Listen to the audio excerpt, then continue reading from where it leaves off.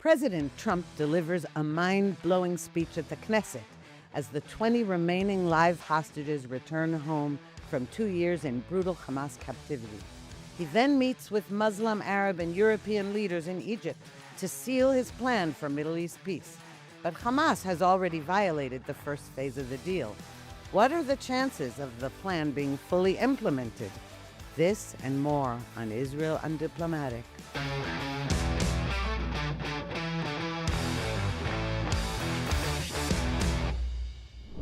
Shalom and welcome to another episode of Israel Undiplomatic. I'm Mark Regev, and as per usual, I'm here with my co-host, Ruthie Blum. Ruthie, what a week. And I'd like to remind you, Ruthie, that in last week's podcast, which we did like a few hours before the deal came to fruition, you were a bit skeptical. I was a touch more upbeat. In the end, I was right to be upbeat. You were absolutely right. And it's interesting because I have to say, in this week, it feels like a year has passed since our last broadcast. Because it wasn't just that President Trump came up with the deal and that Prime Minister Netanyahu accepted the deal. Hamas responded at some point with a memo that really said it wasn't accepting the deal. It pretended to, but everything in its memo said no, not yes. And President Trump did something that got me very nervous, but it turned out to be clever. What he said was, he announced on Truth Social, Hamas has accepted the deal. And I thought, oy vey, Hamas didn't accept the deal. Everything in its letter was completely the opposite. But because Trump did that, it kind of pressured Hamas and the other leaders to act as though that was happening and sort of lay down the law. Then I didn't believe that when I said all 20, the first phase is that all 20 live hostages, actually, it was all 48 hostages, have to be returned to Israel in one fell swoop within 72 hours. Nobody believed that was going to happen. But thank God, the 20 living hostages were returned in one group, you could say. And the deceased were not until the following day, and we'll discuss that later. But what I will say is it was this amazing scene because President Trump's arrival to Israel virtually coincided with the release of those hostages. And we'll get to that. He came to address the Knesset. First, he was going to land at Ben Gurion Airport in Tel Aviv, and then be taken to Jerusalem with Netanyahu, and meet with him and meet with some of the families of the hostages who had already been released in previous deals. And then he was going to address the Knesset. But he landed late at Ben Gurion Airport, so he was late to all the others. And after the Knesset speech, he went right to Egypt for this summit of all these leaders. So now you tell me how you felt when that was happening. First of all, I mean, obviously you're correct in most of what you say, but I know I disagree with one thing that you said. You said Trump came up with a plan and Netanyahu accepted it. And I think it's a touch more complicated. And in fact, I think that's not true what you said. There was a discussion, you'll recall, about 6 weeks ago at the White House where they discussed the day after of Gaza, the day after the war in Gaza, which is many of the things in this plan. And who was invited? Ron Dermer from Israel. And I know intuitively that that's a sign that this plan wasn't a surprise to Israel. It doesn't mean that we didn't have discussions. Trump said in his speech that Netanyahu held tough on all sorts of issues and there was difficult negotiations. But the idea that the Americans came up with this plan that surprised Israel, that it came out of the blue, in your words, that he came up with the plan and Netanyahu accepted, I think there was very, very good Israeli-American coordination on this plan, that it was worked out. It didn't mean, once again, Trump said Netanyahu fought very hard on separate issues to make sure that Israel's interests were looked after, that the Trump plan, would in fact cover the Israeli war goals, that Hamas must be disarmed, that all the hostages must be released and that Gaza will no longer be a military threat to Israel. It'll be demilitarized. All that is in the Trump plan, and it's not accidental. It's because I think the negotiations between Netanyahu and Trump, between Ron Dermer and the Trump team, I think that was the precursor, that was the necessary element to make this work and be so successful. Yes, well, I'll take it a step further. Everybody knows now that actually Ron Dermer wrote that plan. No, that might be overstating it. Not sure. I Yes? mean, I have it on a great authority that is what happened. But again, as all lawyers will tell you, it doesn't matter what's in a contract. It only matters who signs it. Correct. So yes, they did, of course, negotiate, etc. Because the last part of the plan involves the far future path to a Palestinian self-rule, something like that. All kinds of things that we know, we've heard all that before. But what makes this plan so different, and as I said, it doesn't matter. You're right. It's called Trump's plan. And yes, Israel was instrumental in writing it. And so did, as was acknowledged by Steve Witkoff and Jared Kushner and Trump himself. So there's no issue there. But it's a beautiful plan because it puts the onus on Hamas. And the very first phase is, first you release the hostages. Then we release terrorists from jails. I mean, it's a shame we had to do that at all, okay? But nevertheless, we agreed to that. What Trump did do that was crucial in the success, and we spoke about this last week, was that Trump got Hamas's allies and friends in the Arab and Muslim world to endorse the plan for their own reasons. Not because they like Israel, but for their own reasons. And I think that made, together with the Israeli military pressure, that diplomatic pressure from Hamas's allies to Hamas, from the Turks, from the Qataris, and so forth. And I think only Trump could make that difference because Trump had the leverage with the Qataris and with the Turks for them to put the pressure on Hamas to accept this deal. Absolutely, no question about it. Okay, so what we see here, we've seen an incredible dance between the White House and Jerusalem. We've seen it throughout this war, well, actually, not throughout this war, since Donald Trump entered the White House. And, it's been, I would say, as you point out, the combination of military pressure and what you call diplomatic pressure from all those Hamas-supporting countries on Hamas. But I would add, it's important to stress that the pressure that was not helpful, in my opinion, were the demonstrations in the streets, bring him home, and Netanyahu, if the hostages are killed, the blood is on your hands. Those protests were not helpful at all. And but I want to say we'll get back to that issue with the hostages. But let's talk about Trump's monumental speech to the Knesset. There's never been anything like it. First of all, he was only the fourth president in history to address the Knesset. And it was incredible. First of all, I agree, and we'll talk about Trump's speech, but I want to talk before that. He had to sit through 3 speeches of Israeli leaders, and I'm sure it wasn't that easy for the president to have to sit there and politely wait for everyone else to finish their speeches. But the Speaker of the Knesset, Amir Ohana, spoke, I thought, very well.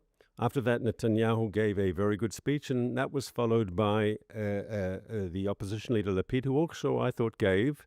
Maybe it's a matter of expectations and so forth. Following Netanyahu is not easy, who's a great speaker. But he also, I thought, gave a very solid and good speech.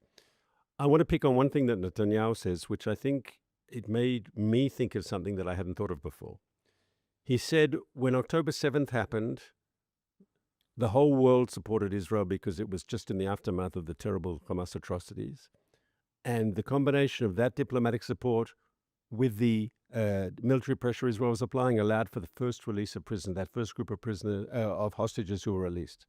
And then he said, slowly Israel lost the diplomatic support of the world and there was no release of prisoners because all the pressure was on Israel. And he said that flipped in December 2024 when Trump was reelected. Suddenly Hamas agreed to another release, and this final release. And he was saying sort of that the election of Trump was a pivotal moment in the war, in changing the dynamic in a positive way to Israel. And I think I hadn't thought about it that way before, but it made me think that yes, Trump's victory was instrumental in changing the momentum into a positive direction. Israel could apply the military pressure, but with Trump applying the diplomatic pressure, that was the game changer. I think that he did things that Biden couldn't or wouldn't do. Couldn't or wouldn't, you'll decide, Ruthie. But Trump's role here has been pivotal. I even heard, just to sum it up, and I think it needs to be said, there's this show on PBS where they have two people doing the weekly news on the NewsHour. And David Brooks, who's theoretically a Republican, but a very anti-Trump Republican, yeah? Yeah. He said, he paid Trump a compliment. He never pays Trump's compliment about getting this deal. And he said, the truth is, Trump has done more for stability and peace in the Middle East than Obama and Biden, who came in with all these plans. Yes, and it's 100% true. And here, we can now talk about Trump. But there's no doubt that in getting this successful outcome to the war in Gaza, Trump really deserves everyone's acclamation. And you know what's interesting? Across the planet, the left hates Trump. The British left hates Trump. The Australian left hates Trump. The Canadian left, the American left hates Trump. Where does the left like Trump? Only in Israel. Only in Israel. In Israel, and we saw in the collapse in the Knesset, there was wall to wall, the left, the center, the right. Everyone likes Trump. Everyone knows that he got our hostages out and helped us get this deal. Oh, he's a rock star in Israel. And the left, who used to also hate him in Israel, but because of his involvement in getting the hostages released, they just loved him. And they went to visit him a lot, the families of the hostages. Everything you say is right. But when you mention Obama and Biden and all the Democrats, their view of diplomacy is, everybody, let's make peace, and Israel will give you territory, and we'll lie down and play dead. And Obama said, I'm leading from behind, and America's not greater than any other country. Of course Trump is doing more, because Trump says peace through strength. Trump joined Israel in the attack on Iranian nuclear facilities. Trump changed back the name of the Defense Department in the United States to the War Department. It used to be called that, and it became the Department of Defense. It's now Department of War. Pete Hegseth is called the Secretary of War, not Defense. And Trump, with all his flowery language, and when he went to Saudi Arabia, and he speaks really highly of the Emir of Qatar and all these people in Turkey, and all these basically Islamist bad guys, who, especially Qatar and Turkey and all of those who fund and support Hamas. But here's what he does. He flatters the way he did with Putin. He flattered Putin repeatedly, humiliated Zelensky at the White House, and now the tables have turned. You know why? Because he said, yeah, Putin's a great guy, and he's going to do this and going to make peace and all that. And when Putin didn't do what he wanted, he's now against Putin. He says, I'm going to maybe give weapons to Zelensky. And that's important, because I think what we're seeing here is he's telling us it's carrots and sticks. And these countries all believe. They want the carrots, and they believe the sticks. His threats are credible, and that makes him completely different from any Democrat. And that's why I don't like the word diplomacy. It's not exactly diplomacy. It's something else entirely. He has asserted American power around the globe, thank God, ignoring the wing of his party that is isolationist, that hates Israel, etc. And it is very telling that in his Knesset speech, he said that Secretary of State Marco Rubio is the greatest Secretary of State in history, is what he said. And you know why that's crucial? Because J.D. Vance, who's his vice president, is in the isolationist wing, and Marco Rubio is not. And I think that he was indicating that that actually, don't think I'm with you guys, you isolationists, because I'm not. I'm with the Rubio camp. Furthermore, he is, so as I said, a lot of people I know on the right in Israel and abroad have said this is a terrible deal because it talks about a Palestinian state. Don't worry about it. They don't want a state. They just want to destroy Israel. There's not going to be that in international forces. I'm also against those. But this is a completely different deal. It says if this doesn't happen, then that won't happen. It makes it different from every other peace deal that Israel has ever been involved with. You hear the word peace, you know that bloodshed is about to follow. Duck is what you say to yourself. I want to say something that Trump said for the upteenth time when he was here. He said the war would never have happened if he had been president on October 7th, 2023. And a lot of people just dismiss that, maybe correctly, as typical Trump bravado. He likes to exaggerate and so forth. But I want to stress that there could be a certain amount of truth in that. And I want to explain why. The outgoing deputy head of Israel military intelligence, the man that was in his position October 7th, 2023, and left his post because of that, he was talking about the reasons for October 7th. Why did Hamas attack us when they attacked us? And he gave the reasons we all understand. We've heard before that they were afraid of the deal, possible reconciliation between Israel and Saudi Arabia, that they thought the country was falling apart. Israel's a paper tiger. The military is falling apart because of the people who were refusing to serve in the military and so forth. And he also said something that I hadn't thought about before. You remember there was that Biden-Netanyahu rift. And that Biden was asked a couple of times publicly, when are you inviting Netanyahu or are you inviting Netanyahu to the White House? And he said, no.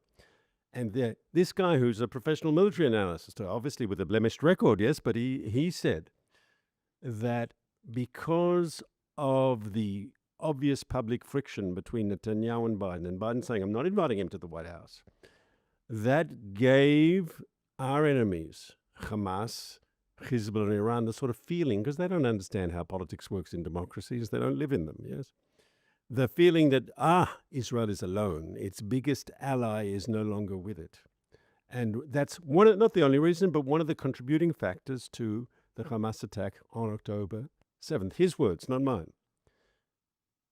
Fast forward to that speech we saw in the Knesset this week with Trump, right? When America stands strongly behind Israel, when people see two allies who celebrate their partnership, who celebrate their alliance, that when Netanyahu says we have no better friend in the world than the United States of America, and Trump says Israel is our friend and ally and we will stick by Israel, and if you need to finish the job militarily, we'll step. That actually is a force for deterrence and stability. When the Obama administration came into office, I remember they said very clearly, we want to have daylight between us, and that's good for peace. To have daylight, we'll be some sort of honest broker. The contrary is true. The contrary is true. When America stands strongly with Israel, that puts all those people who are against peace and against stability and want to do bad stuff like Hamas, that gives them a feeling, we can come out of our holes and do our dirty work, yes?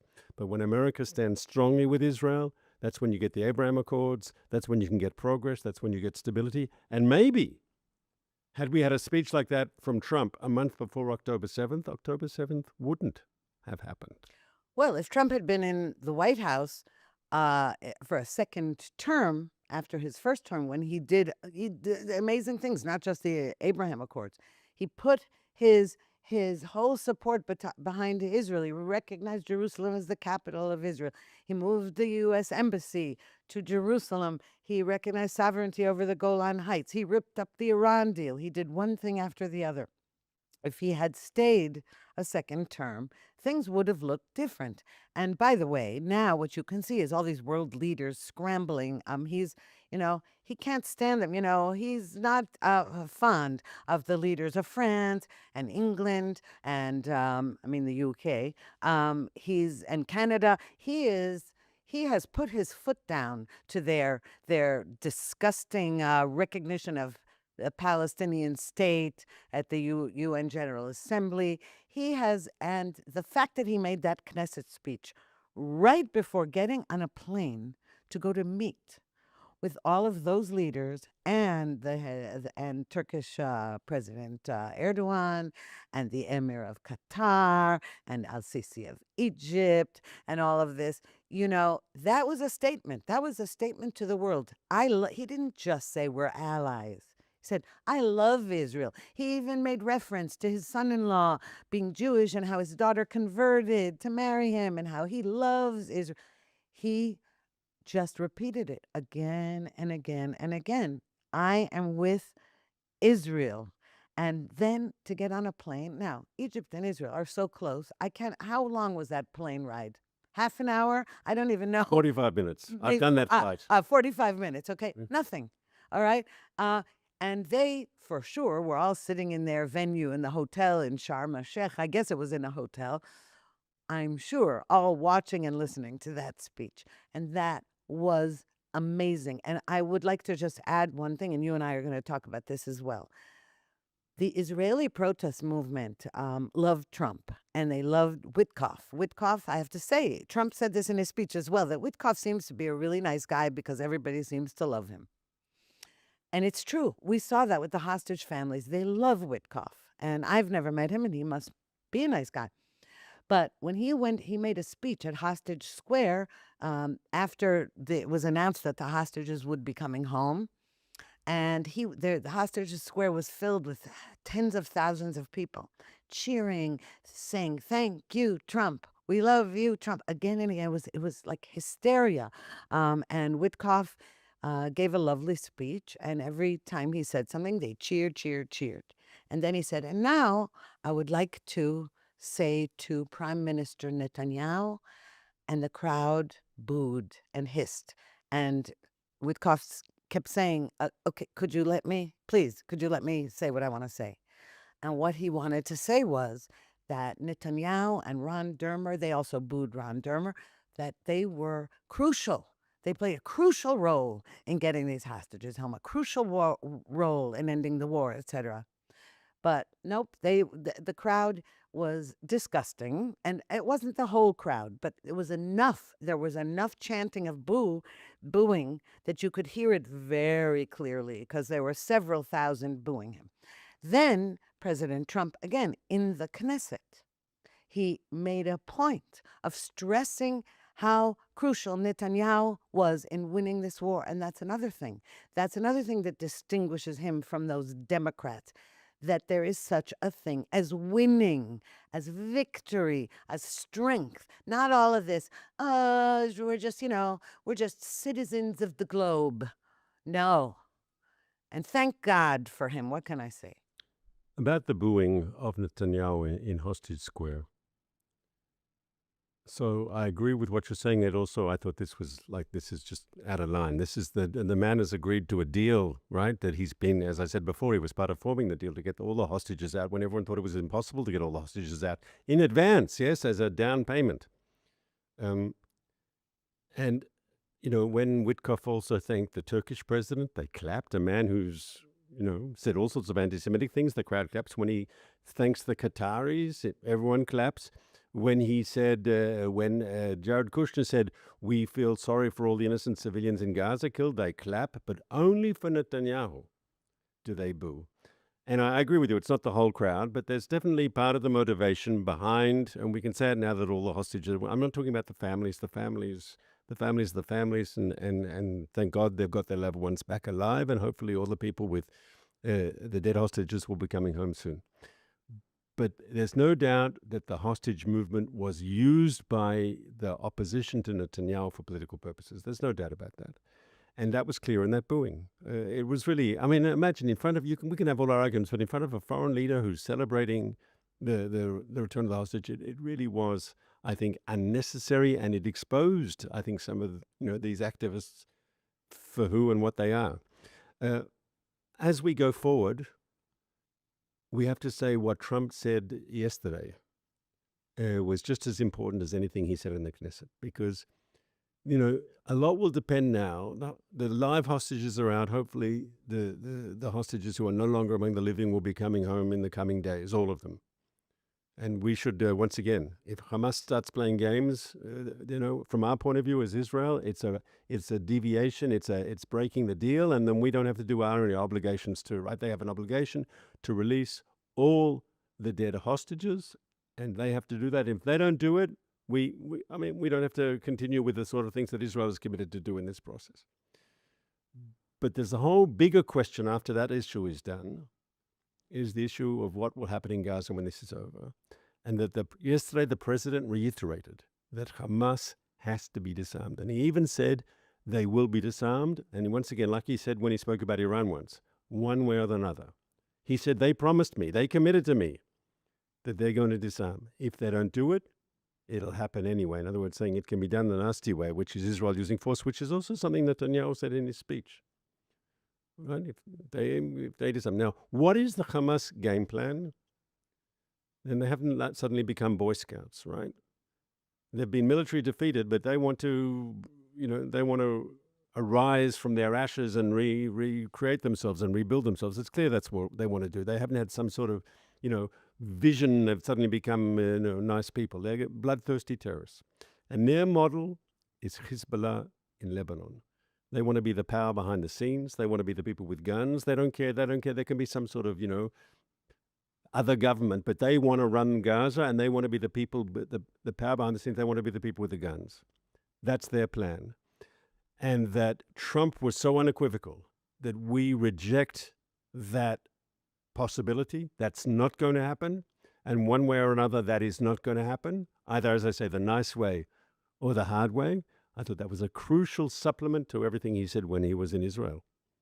Yes, well, he said it even more specifically. He said, if they don't disarm, we'll disarm them. And when asked how, he said, I don't have to talk about that, but they know I'm serious. That's what he said. We'll disarm them. Now, when he says we, again, he means Israel. That's what's so incredible. He doesn't mean he's going to send American troops there to do it, but he used the word we. Again, you see, this is incredible. And Israel never expected American boots on the ground. We didn't need American boots on the ground. We needed that support, that backing, also weapons. But I'm not talking about the weapons. I'm talking about and standing up to. So Netanyahu, by the way, it's not just that the crowd shouldn't have booed him because he agreed to a deal. He has been working round the clock for 2 years fighting this war. And it's shocking and shameful that was their response. And you're right. They have a chance. There's going to be an election. They don't want to vote for him. Don't vote for him. It just was an appalling scene. And as I said, even Steve Witkoff now, Steve Witkoff is no stranger to vile behavior like that. Why? Because Trump also has the people, the anybody but Trump, the Trump derangement syndrome people are perfectly capable of doing that too. All the people who said we're leaving the country if Trump is elected, and they call him a fascist and they call him a Nazi, so it's not as though, I think that's part of the reason that Witkoff kind of laughed, with embarrassment when the crowd was doing that. He knows who those people are, and they're just like the American left that does that to Trump. I want to talk about two side issues, maybe from Trump's visit to Israel. One was a visual image. And it wasn't really mentioned much by the Israeli media because for the Israeli media it's normal, but I thought it was a good picture. And I'm not sure everyone who saw the pictures from the Trump visit actually noticed this. There's a wonderful picture of Trump in the middle, and on his right, Benjamin Netanyahu and Sarah Netanyahu, and on his left, the Speaker of the Knesset and his husband. And I thought that picture said much more about modern Israel than many of the other pictures. Because, we're two democracies.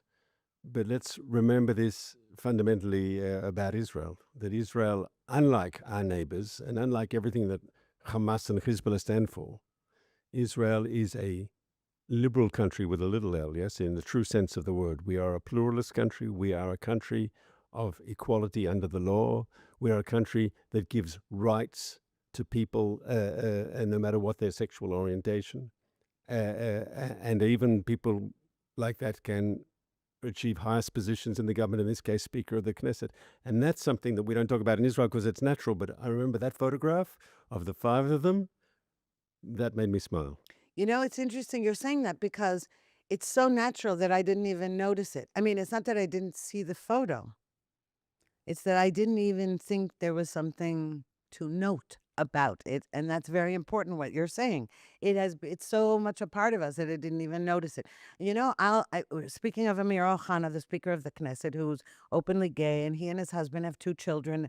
The reason I'd like to raise him for a minute is he said years ago, I've interviewed him, I've written about him, he's a wonderful guy. But one of the things he said is that growing up in where he grew up in a development town and all this, and he's from a North African background. I mean, his parents are Moroccan, and they tend to be usually not that woke and modern. And he said, no, no, my coming out of the closet as gay, that wasn't a problem there.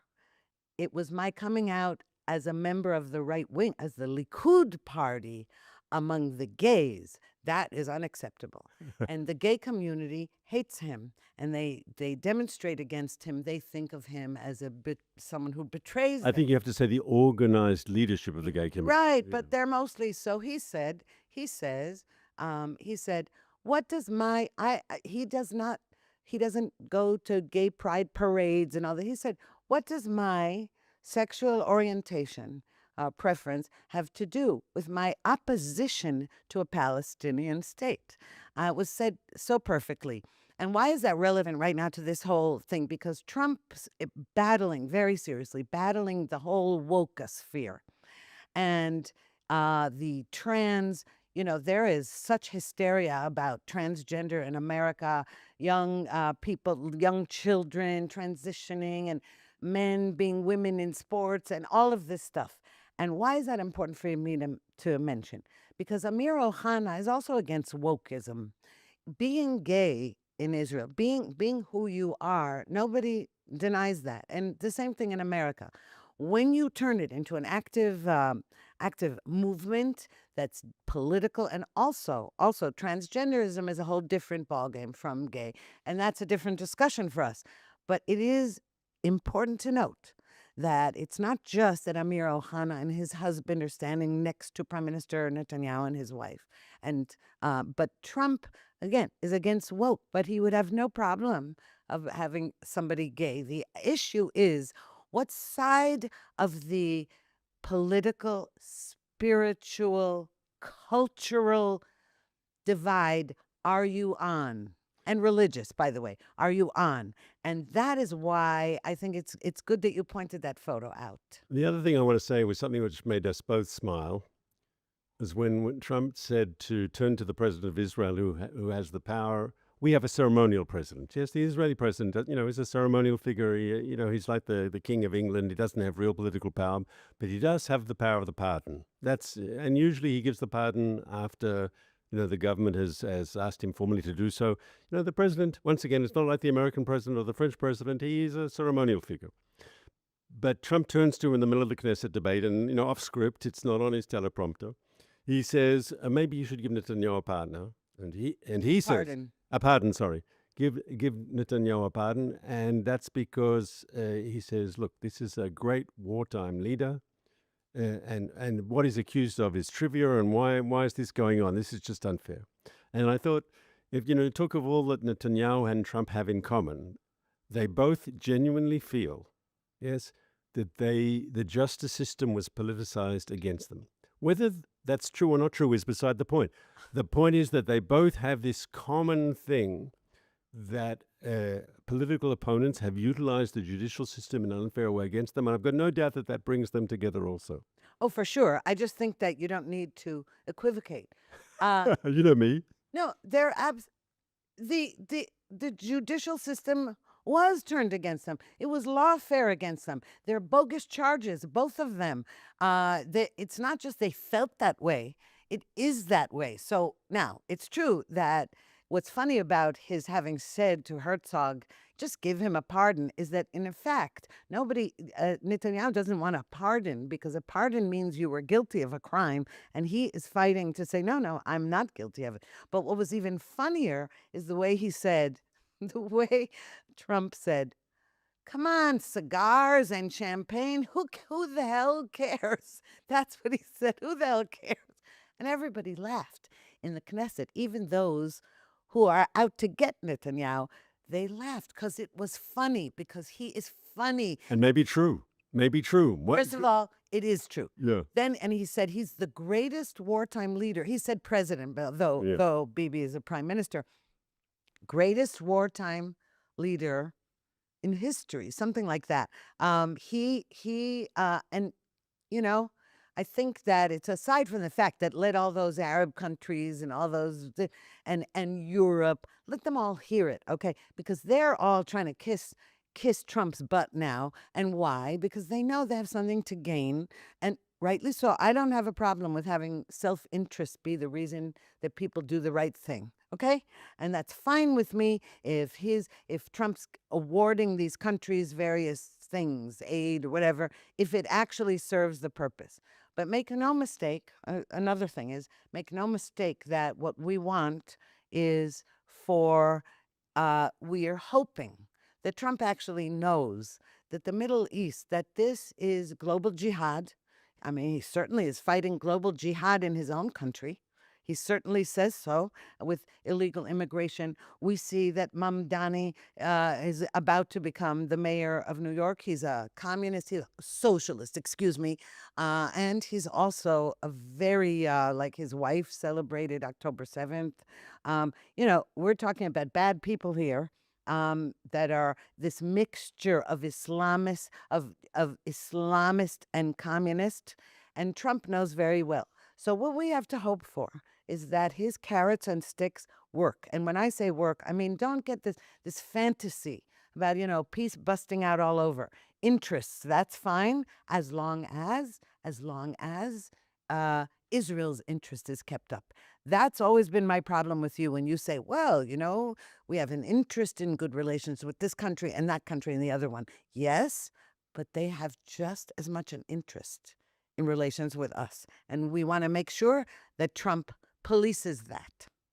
And I think Israel's victory in this war, this overwhelming victory in Lebanon against Iran and now in Gaza too, and of course the changes in Syria, that has made peaceful normalization of relations with Arab countries more likely, because people don't make peace with a weak country. People don't make peace with a defeated country.